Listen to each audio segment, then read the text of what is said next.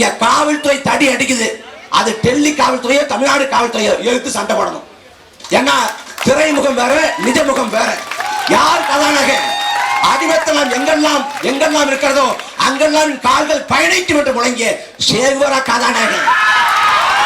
23 வயசுல உலகத்தில் எல்லாவற்றையும் சொல்லிவிட்டு நான் இறந்து போனால் என்னை போன்ற எண்ணற்றலைகள் வருவார்கள், இந்த நாட்டின் விடுதலைக்காக பாடுபடுவாங்கன்னு தூக்கு கயிற்றுல முத்தமிட்டானே பகத்சிங்.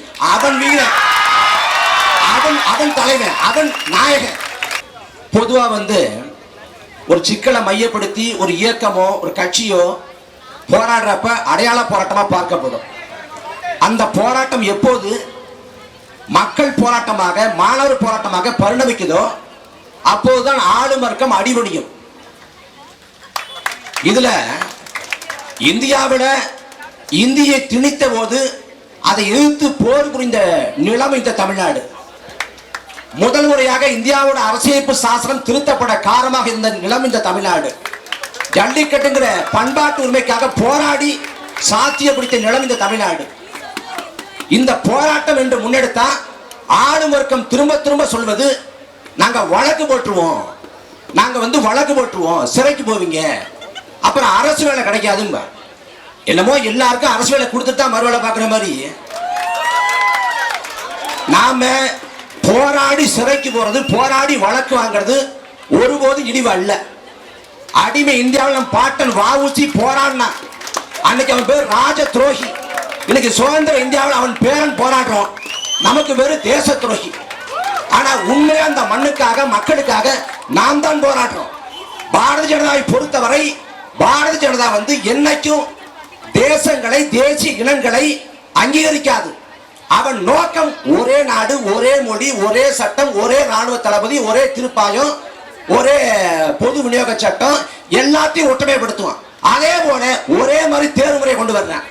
இந்தியா முழுக்க ஒரே மாதிரியான கற்றல் வாய்ப்புகள் இருக்கா? ஒரே மாதிரியான கற்றல் வாய்ப்புகள் இல்லாத நாட்டில் ஒரே மாதிரியான தேர்வு எப்படி சாத்தியம்? அப்ப அந்த இடத்துல நீட்டுங்கிற தேர்வு முறை முழுக்க சமத்துவத்துக்கு எதிரானது என்று போராடுறோம். இதுல நாம் திரும்ப நினைவு வரணும். நாம் தங்கை அனிதா இறந்து போன தங்கை அனிதா 12 1176 மதிப்பெண்களை பெற்றார். அனிதாவுக்கு அம்மா கிடையாது. அவர் 2வது படிக்கும் போதே அம்மா இழந்துடுறா. அம்மாவுக்கு உரிய மருத்துவ சிகிச்சை கிடைக்காம இறந்து போயிட்டதால நான் மருத்துவச்சியா மாறி தாய் போல இருந்து எல்லாருக்கும் சேவையாற்றம் கனவு கொண்டு அவ படிக்கிறார். கழிப்பறை வசதி இல்லாத வீட்டுல படிச்சா தங்கச்சி அனிதா. அப்பா மூட்டத்துக்கும் தொழிலாளி. அந்த வீட்டுக்குள்ள உட்கார்ந்து படிச்சு 1176 மதிப்பெண்களை பெற்ற பிறகு நீட் தேர்வுங்கிற தேர்வு வைக்கிறான். அவ படிச்சதுல இருந்து கேள்வி கேட்காம அவ படிக்காத இருந்து கேள்வி கேட்டு அவளை கொண்டு விட்டான். ஒரு அனிதா இல்ல, பல அனிதாக்கள் இன்றளவும் கொலை செய்யப்பட்டிருக்கிறாங்க. இது ஆளுவர்க்கம் செய்த பச்சை படுகொலை. நாம போராடுவதை தவிர ஒரு வழி இல்லை, நமக்கு ஒரு வாய்ப்பு இல்லை. ஏன்னா மக்களுக்கான அரசியல் அமையாத போது மக்கள் வீதியில் இறங்கி போராடுவதை தவிர ஒரு வழி இல்லை. அது மத்திய அரசோ மாநில அரசோ நாம் சண்டை போடணும். அண்ணன் வெற்றிமாறன் சொன்னது போல நாம் நிலத்தை காக்க, மண்ணை காக்க, மக்களை காக்க நாம் சண்டை போடுறதுக்காக என்ன வேணாலும் பெருசிட்டு போட்டோம். நாம் சண்டை போடணும். இந்த நீட் தேர்வுங்கிற முறை கொடிய முறை. அந்த முறையை ஒருபோதும் ஏற்க முடியாது. வட மாநிலங்கள் இப்போதுதான் நீட் தேர்வு குறித்தான புரிதலுக்கு வருது. நீட் தேர்வு தேவையில்லைங்கிற நிலைக்கு அப்பதான் வர்றேன். ஆனா தமிழ்நாடு 10 ஆண்டுக்கு மேலாக இந்த நிலத்தை நாம் போராடி வர்றோம். இந்த போராட்டத்தை எடுத்தது அபரிமிதமானது, மகத்தானது, போற்றத்தக்கது. இந்த போராட்டங்கள் வெல்லணும். அதுக்கு நம்ம வீரியமாக இந்த களத்தை நிற்கணும். நாம் நிறைய படிக்கணும், நிறைய உள்வாங்கணும், நிறைய வாசிக்கணும். நாம் அரசியல் படணும். ஏன்னா நம்ம அரசியல் படாத விளைவை நாம் அண்மையில பார்த்தோம். அதுக்கு மேல சொல்ல முடியாது. அதனால தமிழ்நாட்டுக்கு எண்ணற்ற வரலாற்று பெருமிதங்கள் உண்டு, வரலாற்று சிறப்புகள் உண்டு, தமிழ்நாட்டுக்கு பல முற்போக்கு அடையாளங்கள் உண்டு. எல்லாவற்றையும் கடந்த 2 மாதத்தை எல்லாத்தையும் கால் பண்ணிட்டாங்க. இப்ப நாம் போராட வேண்டியிருக்கு, தமிழ்நாட்டை நிரூபிக்க வேண்டியிருக்கு. நியாயமா இந்த போராட்டத்துக்கான இடத்தை வழங்கிய இந்திய கம்யூனிஸ்ட் கட்சிக்கு நன்றிகளும் வாழ்த்துகளும். அதே சமயம் இந்த போராட்டம் எங்க செய்யப்பட்டிருக்கணும்னா மெரினா கடற்கரை செய்யப்பட்டிருக்கணும். ஆனா மெரினா கடற்கரை பூட்டி வைக்குது. எதுக்கு? மறுபடியும் மெரினா கடற்கரை இறங்கி போராடி புரட்சி வெடித்து விட்டால் ஆளும் இருக்கிறதுக்கு பிரச்சனையா போகும்னு இங்க காவல்துறை தடி அடிக்குது. அது டெல்லி காவல்துறையோ தமிழ்நாடு காவல்துறையோ எழுத்து சண்டை போடணும். ஏன்னா திரைமுகம் வேற, நிஜமுகம் வேற. யார் கதாநாயகன்? எங்கெல்லாம் இருக்கிறதோ அங்கெல்லாம் கால்கள் பயணிக்கும் என்று முழங்கிய சேகுவரா கதாநாயகன் 23 வயசுல உலகத்தில் எல்லாவற்றையும் சொல்லிவிட்டு நான் இறந்து போனால் என்னை போன்ற எண்ணற்றலைகள் வருவார்கள், இந்த நாட்டின் விடுதலைக்காக பாடுபடுவாங்கன்னு தூக்கு கயிற்றுல முத்தமிட்டானே பகத்சிங். அவன் வீரன், அவன் தலைவன், அவன் நாயகன். அதனால சேகுவராவையும் பிடல் காஸ்ட்ரோவையும் மாமனிதர் ஐயா நல்லக்கண்ணு குறித்த செய்தியை பதிவு வந்து நான் நிறைவு பண்ண நினைக்கிறேன். இதே இடத்துல தான் அவர் உடம்பு கடத்தி வைக்கப்பட்டுச்சு. நீங்க சிந்திச்சு பாருங்க, அடிமை இந்தியாவில் பிறந்தவர் ஐயா நல்லக்கண்ணு. வெள்ளக்காரை எடுத்து சண்டை போடுறாரு, போரிடுறாரு. வெள்ளக்காரன் தலைகளா கட்டி தொங்க விட்டு மீச முடிய சுருட்ட வச்சு பொசுக்கிறான், நசுக்கிறான். பல ஆண்டு காலம் சிலை கிடந்து வாழ்கிறாரு. பிறகு சுதந்திர இந்தியா திரும்பினா தேர்தல் களத்தில் ஐயா நல்லக்கண்ணு போட்டி போடுறாங்க. 3 முறை தோற்கடிக்க போறாரு. மக்கள் மீது வெறுப்பு கொள்ளல, விரக்தி கொள்ளல. ஆனாலும் மக்களுக்கு களத்தளிக்கிறாரு. 80வது பிறந்த நாள்ல இந்திய கம்யூனிஸ்ட் கட்சி 80வது பிறந்த நாள்ல 1 கோடி ரூபாய் பணத்தை திரட்டி ஐயா நல்லக்கண்ணு கொடுத்துச்சு. ஐயா நல்லக்கண்ணு அடுத்த நொடியே திரும்ப கொடுத்தார். மக்கள் சேவைக்கு பயன்படுத்துங்க, இதை வச்சு நான் என்ன பண்ண போறேன்னு. நான் கோடியை விட்டு வந்தேன் அப்படின்னு அவர் சொல்லல. எங்கேயும் அந்த மகத்தான தலைவர் நல்லக்கண்ணு. அந்த நல்லக்கண்ணு 100 வயதை கடந்து வாழ்ந்து மறைந்து போனார். இறக்கிறப்ப நான் இறந்து போன பிறகு எனக்கு பெரிய நிலைவாளையம் கட்டி எழுப்புங்க, எனக்கு பெரிய கல்லறை எழுப்புங்க அப்படின்னு சொல்லல. இறந்த பிறகு நான் ஒரு துண்டு நிலத்தை கூட நான் பிடிச்சுக்க விரும்பல, என் உடலை கொடுத்துட்டு போறேன்னு உடலை கொடுத்து விட்டு போன தலைவன் ஐயா நல்லக்கண்ணு. அந்த நல்லக்கண்ணோட பேரன் பேத்திகள் நிற்கிறோம். அந்த தலைவன் போல ஈகம் கொண்டு இந்த மண்ணுக்காக மக்களுக்காக நாம் போராடுவோம். தேர்தல் களத்தில் வெற்றி தோல்வி வரலாம். ஏன்னா இங்க வந்து யார் வேட்பாளர் தெரியாம ஓட்டு போடுறான், அந்த அளவு ஆகி போச்சு. தேர்தல் களத்துல வெற்றி தோல்வி வரலாம், ஆனா களத்துல போராடணும். ஒரு தலைவனுக்கு ஒரு இயக்கத்துக்கான மதிப்பீடு அளவுகோல் வந்து போராட்டம் தானே ஒழிய தேர்தல் வெற்றி தோல்வி இல்லை.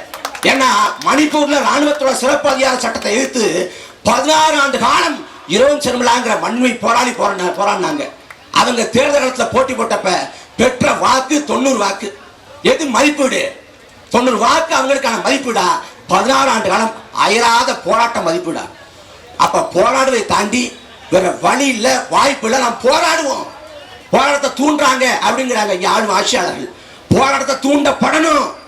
என்ன ரசிக வரிய தூண்டுறான், அது நாட்டில் தப்பு இல்லை. போராட்டத்தை போர்க்குணத்தை தூண்ட என்ன தப்பு? புறநானூற்று வீரத்தை நாம் பேசணும், படிச்சோம், நாம் போராடிய நிரூபிக்கணும். தமிழ்நாட்டை மீண்டும் ஒரு முறை நிரூபிக்க வேண்டிய தேவை இருக்கிறது. ஆகவே இந்த கோரிக்கையிலிருந்து அவங்க எப்ப வந்து அதை நிறைவேற்றி தர்றாங்களோ அதுவரை தொடர்ச்சியாக போராடணும். நாம் வாழ்வியல் போராட்டம் தான் இவங்கள்ட்ட சிக்கிக்கிட்டு. நாட்டை ஆளக்கூடிய ஐயா மோடி அவர்களை பொறுத்த வரைக்கும் அவருக்கு எதை பத்தியும் கவலை இல்லை. ஆனா தேசப்பற்ற உலகத்துக்கே ஏற்றுமதி பண்ணுவார். பாரத் மாதா கி ஜெய் முழக்கம் போடுவாங்க. பாரத மாதா நேரில் வந்தா அவளையும் வன்கொடு வச்சு கொண்டுருவாங்க. அப்படிப்பட்ட ஒரு பேருகட்ட கட்சி. அவன் புனிதம் பேசுவான், இந்துக்கள் என்று புனிதம் பேசுவான். என் அன்பு சொந்தங்களே, காஷ்மீர்ல கோயிலில் கருவறைக்குள்ளே வைத்து ஆட்சி வாங்குற பச்சளம் குழந்தையை வன்கொடுமை செய்த கும்பல் அந்த கும்பல்.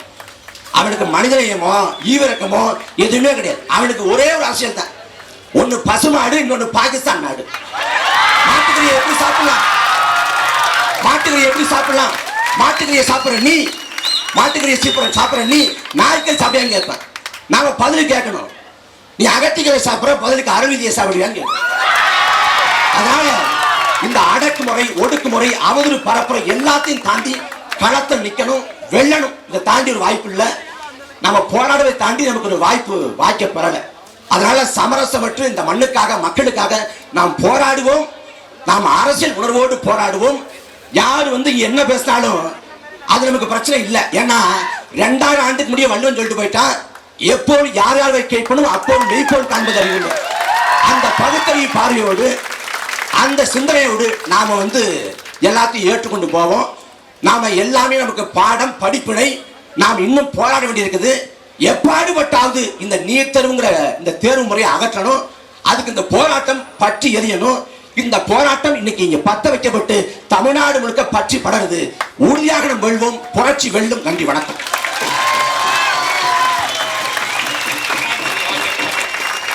தேங்க்யூ. அடுத்து பாடல் தீரன். ஜெய்பீம்.